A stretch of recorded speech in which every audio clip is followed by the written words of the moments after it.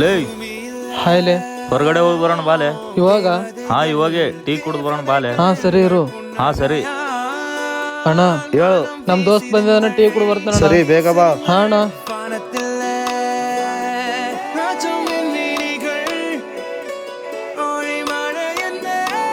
Tea ತಗೊಂಬರ್ತೇನ್ಲೆ. ಹಾ ಸರಿ. ಅಣ್ಣ ಟೀ ಕುಡಿ ಅಣ್ಣ. ಅಯ್ಯೋ ನನ್ನ ಹತ್ರ 10 ರೂಪಾಯಿ ಇದೆ ಅಲ್ಲ ಅಣ್ಣ, ಒಂದೇ ಟೀ ಕುಡಿ ಅಣ್ಣ. ತಗೊಳ್ಳಿ.